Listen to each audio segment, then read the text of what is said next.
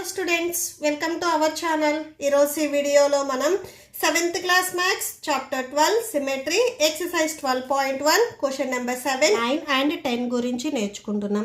Question number 7 చూడండి. State the number of lines of symmetry for the following figures. మీకు first ఏ bit వచ్చేసరికి అన్ ఈక్విలేటెడ్ triangle అని ఇచ్చారు.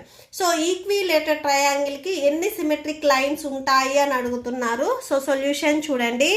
So ఈక్విలేటెడ్ triangle అంటే మీకు ఇక్కడ ఉన్న 3 సైడ్స్ అనేవి ఈక్వల్గా ఉంటాయి. అండ్ నెక్స్ట్ వచ్చేసరికి సిమెట్రిక్ లైన్ ఏంటంటే ఏదైనా ఒక ఫిగర్ని మనం తీసుకున్నప్పుడు మీరు హారిజెంటల్గా కానీ ఇలా వర్టికల్గా కానీ కట్ చేసినప్పుడు, అంటే మీరు ఎలా కట్ చేసినా కానీ ఆ ఫిగర్ అనేది 2 ఈక్వల్ పార్ట్స్ ఉండాలి. సపోజ్ మీరు ఈక్విలేటెడ్ ట్రయాంగిల్, సో ఇటు సైడ్ 3 సెంటీమీటర్స్, ఇటు 3 సెంటీమీటర్స్, ఇటు సైడ్ 3 సెంటీమీటర్స్తో మీరు ఇలా ఈక్విలేటెడ్ ట్రయాంగిల్ డ్రా చేశారు అనుకుంటే, సో దీనిని మీరు ఇలాగ వర్టికల్గా లైన్ అంటే సో వర్టికల్గా కట్ చేసిన తర్వాత మీకు ఈ పార్ట్ అండ్ ఈ పార్ట్ అనేవి సేమ్గా ఉంటాయి. సో అలాగా ఎన్ని టైప్స్గా మనం కట్ చేయొచ్చు. ఆ కట్ చేసే లైన్నే మనం సిమెట్రీ లైన్ అంటాము. Okay, so first of all ఈ ఈక్విలేటెడ్ ట్రయాంగిల్కి ఎన్ని సిమెట్రీ లైన్స్ వస్తాయి అని అడుగుతున్నారు. సో చూడండి. సో మీరు ఇలాగా వర్టికల్గా కట్ చేసినా కానీ మీకు ఇటు సైడ్ పార్ట్ అండ్ ఇటు సైడ్ పార్ట్ అనేవి సేమ్ ఉంటుంది. సేమ్ ఇలా కాకుండా సపోజ్ మీరు ఇలా కట్ చేసినా కానీ, ఓకే, సో ఇలా కట్ చేసినా కానీ సో ఈ డౌన్ పార్ట్ అండ్ ఈ అప్ సైడ్ ఉన్న పార్ట్ అనేది సేమ్గా ఉంటుంది. సేమ్ ఇటు సైడ్ నుంచి కూడా మీరు ఇలా కట్ చేసినా కానీ సో ఇటు సైడ్ అండ్ ఇటు సైడ్ సేమ్గా ఉంటుంది.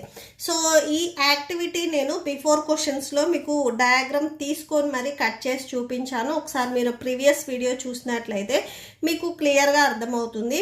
సో ఇక్కడ టోటల్గా సిమెట్రిక్ లైన్స్ వచ్చేసరికి 3 వచ్చాయి. సో ఈ ఫస్ట్ వన్ అంటే ఈక్విలేటెడ్ ట్రయాంగిల్కి 3 అవుతుంది ఆన్సర్. సో 1 2 3 సో 3 లైన్స్ వచ్చాయి కాబట్టి సో 3 అవుతుంది. నెక్స్ట్ ఐసోస్లెస్ ట్రయాంగిల్ అంటే మీకు ఏవైనా కానీ 2 సైడ్స్ అనేవి ఈక్వల్గా ఉంటాయి. సో అంటే ఈ సైడ్ ఈక్వల్ ఉందనుకోండి. సో ఐసోస్లెస్ ట్రయాంగిల్ మనం అంటే 2 ఈక్వల్ పార్ట్స్ కట్ చేయాలి అంటే సో మీరు ఇట్లా లైన్ గీసుకొని కట్ చేసుకోవాలి. ఓకే, సో ఐసోస్లెస్ ట్రయాంగిల్కి మీకు ఓన్లీ సిమెట్రిక్ లైన్ అనేది 1 వస్తుంది. ఈ సెకండ్ వన్కి మీకు ఆన్సర్ వచ్చేసరికి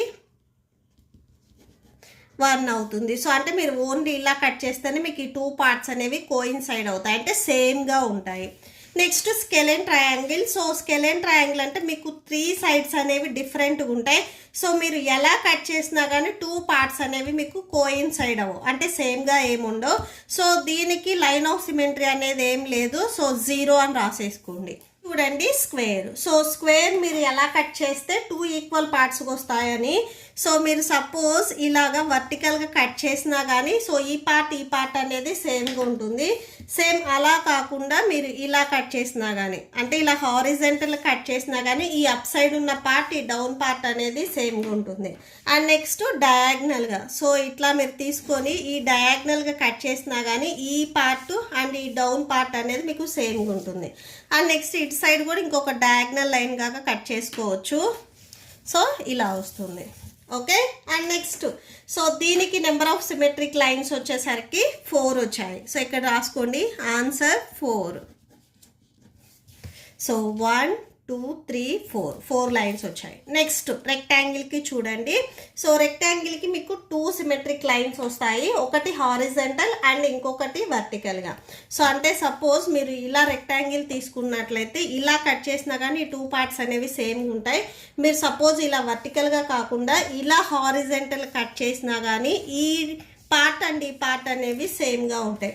నెక్స్ట్ వీటికి డయాగ్నల్గా తీసుకోకూడదు, ఎందుకంటే 2 సేమ్గా అయితే ఏముండవు. ఓన్లీ రెక్టాంగిల్కి మీకు నెంబర్ ఆఫ్ సిమెట్రిక్ లైన్స్ అనేవి 2 వస్తాయి. ఓకే, సో ఇక్కడ రాసుకోండి. సో ఆన్సర్ వచ్చేసరికి దీనికి 2 number of symmetric lines. And next rhombus చూడండి. సో రాంబస్ ఇలా ఉంటుంది. సో దీనికి సిమెట్రిక్ లైన్స్ సేమ్ ఉంటాయి. సో ఇట్లాగా మీరు వర్టికల్గా కట్ చేసినా కానీ ఈ పార్ట్ అండ్ ఈ పార్ట్ అనేది సేమ్గా ఉంటుంది. అండ్ నెక్స్ట్ ఇలా డయాగ్నల్గా కట్ చేసినా కానీ మీకు అప్ సైడ్ ఉన్న పార్ట్ అండ్ డౌన్ పార్ట్ అనేది సేమ్గా ఉంటుంది. సో ఇలా వచ్చేస్తుంది. ఓకే, సో మీరు ఇంకా ఈ డయాగ్నల్గా ఎలా కట్ చేసినా కానీ సేమ్గా అయితే రాదు. సో దీనికి నెంబర్ ఆఫ్ సిమెట్రిక్ లైన్స్ వచ్చేసరికి సేమ్ 2. అండ్ నెక్స్ట్ ప్యారలోగ్రామ్కి చూడండి. ప్యారలోగ్రామ్కి మీరు హారిజెంటల్గా కానీ వర్టికల్గా కానీ ఆర్ డయాగ్నల్గా కానీ ఎలా కట్ చేసినా కానీ మీకు 2 పార్ట్స్ అనేవి కోయిన్సైడ్ అవ్వవు. సో ప్యారలోగ్రామ్కి మీకు ఆన్సర్ వచ్చేసరికి 0 అవుతుంది. అండ్ నెక్స్ట్ క్వాడ్రిలేటర్ చూడండి. సో క్వాడ్రిలేటర్ ఇక్కడ మీరు చూస్తేనే అర్థమవుతుంది. Up side and down side మీకు లైన్స్ కూడా సేమ్ లేవు కాబట్టి సో ఇక్కడ మీకు ఇది వచ్చేసరికి 0 అవుతుంది. సో దీనికి కూడా మీకు నెంబర్ ఆఫ్ సిమెట్రిక్ లైన్స్ అనేవి ఏమీ ఉండవు. అండ్ నెక్స్ట్ ఐ చూడండి. సో ఇది రెగ్యులర్ హెక్సాగాన్ ఇచ్చారు. సో రెగ్యులర్ హెక్సాగాన్ మీకు ఇలా ఉంటుంది. సో దీనికి మీరు నెంబర్ ఆఫ్ సిమెట్రిక్ లైన్స్ చూడండి. ఫస్ట్ మీరు ఇలా కట్ చేస్తున్నా కానీ మీకు ఈ 2 పార్ట్స్ అంటే ఈ పార్ట్ అనేది సేమ్గా ఉంటుంది. ఓకే, సో ఇది ఫస్ట్ లైన్ అనుకోండి. అండ్ సెకండ్ లైన్ చూడండి, నేను ఇట్లా హారిజెంటల్గా కట్ చేస్తున్నాను. సో మీరు ఇలా కట్ చేసినా కానీ మీకు ఈ 2 పార్ట్స్ అనేవి కోయిన్సైడ్ అవుతాయి. సో ఇది 2. అండ్ నెక్స్ట్ అబ్జర్వ్ చేసినట్లయితే so and next third line నేను ఇలా కట్ చేస్తున్నా. ఇలా కట్ చేసినా కానీ మీకు ఈ డౌన్ పార్ట్ అండ్ ఈ పార్ట్ అనేది సేమ్గా ఉంటుంది. అండ్ నెక్స్ట్ సపోజ్ మీరు ఇలా కట్ చేసినా కానీ సో అంటే ఇలా కట్ చేసినా కానీ మీకు ఈ పార్ట్స్ అనేవి సేమ్గా ఉంటాయి. 4. అండ్ నెక్స్ట్ ఇట్ సైడ్ కూడా మీరు ఇలా డయాగ్నల్గా కట్ చేయొచ్చు. సో నెక్స్ట్ ఇలా కట్ చేసినా కానీ మీకు ఈ 2 పార్ట్స్ అనేవి సేమ్ ఉంటాయి. అండ్ లాస్ట్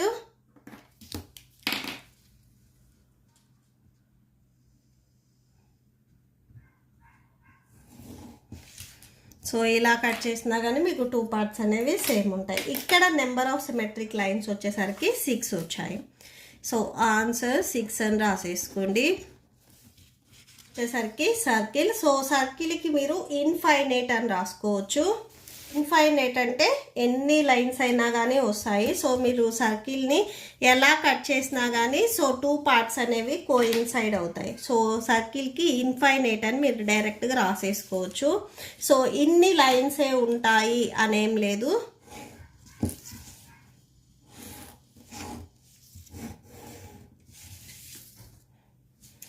సో ఇలా మీరు ఇన్ఫైనైట్ రాసుకోవచ్చు. సో ఇక్కడ ఆన్సర్ దీనికి ఇన్ఫైనైట్ మెనీ అని రాసేసుకోండి. ఓకే, సో ఎన్ని లైన్స్ అయినా కానీ మనం గీయొచ్చు. సో పర్టికులర్గా ఇన్ని లైన్స్ అని చెప్పలేము కాబట్టి ఇన్ఫైనైట్ అని రాసుకుంటాం. నెక్స్ట్ క్వశ్చన్ నెంబర్ 8 చూసినట్లయితే what letters of the English alphabet have reflectional symmetry that is symmetry related to mirror reflection about. So vertical mirror. So English alphabets A నుంచి జెడ్ వరకు మీరు ఏ ఆల్ఫాబెట్ తీసుకున్నా కానీ అది మీరు వర్టికల్గా కట్ చేస్తే సపోజ్ ఏ అన్న ఆల్ఫాబెట్ ఉందనుకోండి, వర్టికల్గా అంటే ఇలా నిలువుగా కట్ చేస్తే మీకు ఈ 2 పార్ట్స్ అనేవి సేమ్గా వస్తాయి. సో అట్లా సేమ్గా వచ్చే ఇంగ్లీష్ ఆల్ఫాబెట్స్ ఏంటివి అనేది మనల్ని రాయమంటున్నారు. ఫస్ట్ వర్టికల్ మిర్రర్ కదా, సో దీన్ని మనం ఏ బిట్. సో దీనికి ఆన్సర్ చూడండి. సో ఏ మీరు తీసుకొని ఇంగ్లీష్ ఆల్ఫాబెట్ తీసుకొని సో మీరు ఇలాగా వర్టికల్గా కట్ చేసినట్లయితే మీకు ఈ పార్ట్ అండ్ ఈ పార్ట్ అనేవి 2 సేమ్గా ఉంటాయి.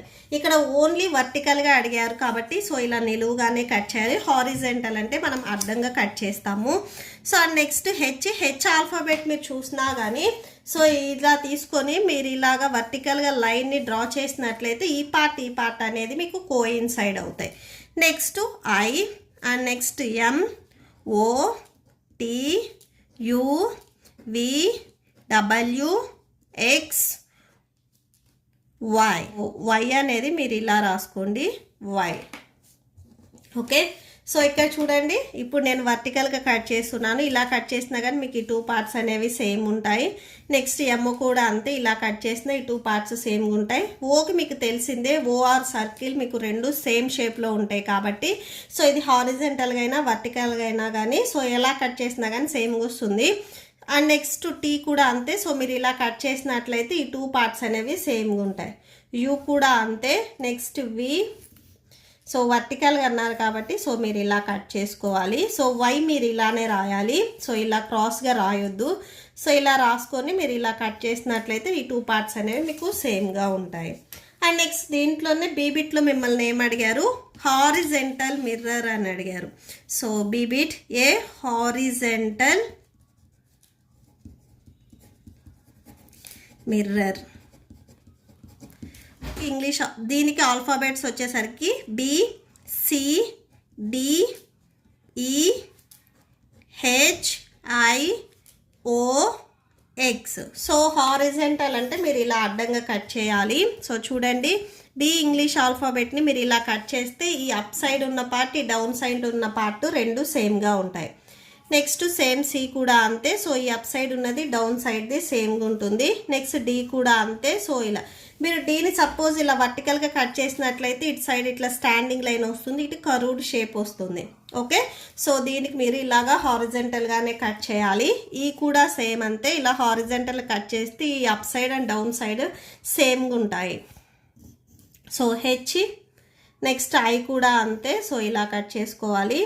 నెక్స్ట్ ఓ మీకు హారిజెంటల్ అండ్ వర్టికల్ రెండిట్లో వచ్చేస్తుంది. సో ఇలా ఉంటుంది. ఓకే, నెక్స్ట్ సి చూడండి, దీంట్లోనే నెక్స్ట్ సి చూడండి, బోత్ హారిజెంటల్ అండ్ వర్టికల్ మిర్రర్లో మీకు ఏ ఆల్ఫాబెట్స్ వచ్చాయి కామన్గా అనేది రాసేసుకోండి. ఫస్ట్ ఇక్కడ మీరు అబ్జర్వ్ చేసినట్లయితే ఓ వచ్చింది. సో రెండిట్లో హారిజెంటల్ అండ్ వర్టికల్లో మీకు ఓ ఉంది కాబట్టి సో ఓ రాసేసుకోండి. అండ్ నెక్స్ట్ ఆల్ఫాబెట్స్ వచ్చేసరికి ఎక్స్ వచ్చింది. సో ఎక్స్ కూడా మీకు రెండిట్లో ఉంది. అండ్ నెక్స్ట్ ఆల్ఫాబెట్ వచ్చేసరికి ఐ. సో ఐ కూడా మీకు రెండిట్లో ఉంది. సో ఇక్కడ ఉంది చూడండి, ఇక్కడ ఉంది. సో ఐ రాసుకోండి. Next alphabet H. So H ఇక్కడ ఉంది, ఇక్కడ ఉంది. సో ఇక్కడ రాసేసుకోండి. So O X I H వచ్చేసరికి మీకు horizontal and vertical mirror. So 2 లైన్స్లో మీకు వచ్చేస్తున్నాయి. Okay, so that's it. Question number 9 చూడండి, give 3 examples of shapes with no line of symmetry. So ఇక్కడ షేప్స్కి వేటికి లైన్ ఆఫ్ సిమెట్రీ లేదు. సో వాటిని రాయమని అడుగుతున్నారు. మీరు సేమ్ క్వశ్చన్ నెంబర్ 7లో చేశారు చూడండి. సో వీటికి ఇక్కడ ఇచ్చిన షేప్స్కి వేటికి మీకు లైన్ ఆఫ్ సిమెట్రీ రాలేదు. సో అవి ఇక్కడ 3 రాసేసుకుంటే సరిపోతుంది. సో మీరు క్వశ్చన్ నెంబర్ 7లో అబ్జర్వ్ చేసినట్లయితే సో స్కెలెన్ ట్రయాంగిల్కి మీకు లైన్ ఆఫ్ సిమెట్రీస్ అనేవి ఏమీ లేవు. సో ఇది ఒక ఎగ్జాంపుల్గా రాసుకోవచ్చు. అండ్ నెక్స్ట్ వచ్చేసరికి పారలోగ్రామ్. సో పారలోగ్రామ్ కూడా మీకు లైన్ ఆఫ్ సిమెట్రీ లేవు. అండ్ కోఆర్డినేటర్లో నేను ఇక్కడ ట్రెపీజియం తీసుకున్నాను. సో ట్రెపీజియం కూడా మీకు లైన్ ఆఫ్ సిమెట్రీస్ అనేవి ఏమీ లేవు. ఓకే, సో మీరు ఇక్కడ ఎగ్జాంపుల్స్ 3 ఎగ్జాంపుల్స్ వచ్చేసరికి scalene triangle, parallelogram and trapezium. So వీటికి మనకి లైన్ ఆఫ్ సిమెట్రీ లేవు కాబట్టి do not have a line of symmetry అని రాసుకుంటే సరిపోతుంది. నెక్స్ట్ క్వశ్చన్ నెంబర్ 10 చూడండి, what other name can you give to the line of symmetry of isosceles triangle. So isosceles ట్రయాంగిల్కి మీరు లైన్ ఆఫ్ సిమెట్రీ గీసినప్పుడు so ఆ లైన్కి మీరు ఏమైనా నేమ్ ఇస్తారా అని అడుగుతున్నారు. సేమ్ అలానే సర్కిల్కి కూడా.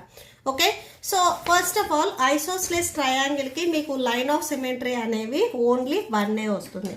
సో ఐసోస్లెస్ ట్రయాంగిల్ మీన్స్ మీకు ఏవైనా కానీ 2 సైడ్స్ అనేవి ఈక్వల్గా ఉంటాయి. అంటే ఈ సైడ్ అనేవి మీకు ఈక్వల్గా ఉంటాయి. సో దీనికి లైన్ ఆఫ్ సిమెట్రీ అనేది ఇలా వస్తుంది. ఓకే, సో ఈ లైన్ని మనము మీడియం అనొచ్చు. సో ఇది ట్రయాంగిల్ కదా. సో ట్రయాంగిల్లో ఇలా ఉంటే ఎగ్జాక్ట్గా మీడియన్ అంటాము. సో అంటే ఎగ్జాక్ట్గా ఇలా మిడిల్లో కట్ చేస్తే ఈ లైన్ని మనము మీడియన్ అంటాము. సో ఇంకొక నేమ్ వచ్చేసరికి ఈ లైన్ ఆఫ్ సిమెట్రీకి మనం మీడియన్ అని నేమ్ ఇవ్వచ్చు. అండ్ నెక్స్ట్ సేమ్ సర్కిల్కి కూడా చూడండి. సో సర్కిల్కి మీకు నెంబర్ ఆఫ్ సిమెట్రిక్ లైన్స్ అనేవి చాలా వస్తాయి. బట్ పర్టికులర్గా మీరు ఇట్లాగా హారిజెంటల్గా ఏదైతే లైన్ గీసారో సర్కిల్కి దీనిని మనము డయామీటర్ అంటాము. ఓకే, సో ఇక్కడ రాసుకోండి డయామీటర్. ఓకే, సో సర్కిల్ని మీరు ఇట్లా హాఫ్కి హారిజెంటల్ కానీ వర్టికల్గా కానీ మీరు ఎట్లా కట్ చేసినా కానీ సో 2 పార్ట్స్ అన్నీ సేమ్ ఉంటాయి కాబట్టి సో ఈ లైన్ని మనము డయామీటర్ అనొచ్చు. ఓకే, సో డయామీటర్ అని రాసుకోండి. That's it. ఈ ప్రాబ్లంతో మీకు ఈ వీడియో కంప్లీట్ అయింది. మీకు ఈ వీడియో నచ్చితే ప్లీజ్ లైక్ చేయండి, మీ ఫ్రెండ్స్కి షేర్ చేయండి అండ్ మన ఛానల్ని సబ్స్క్రైబ్ చేసుకోండి. ఇప్పుడు నేను చెప్పిన ఈ 2 క్వశ్చన్స్కి మీకు నోట్స్ డిస్ప్లే అవుతుంది, చెక్ చేసుకోవచ్చు. Thank you and thanks for watching.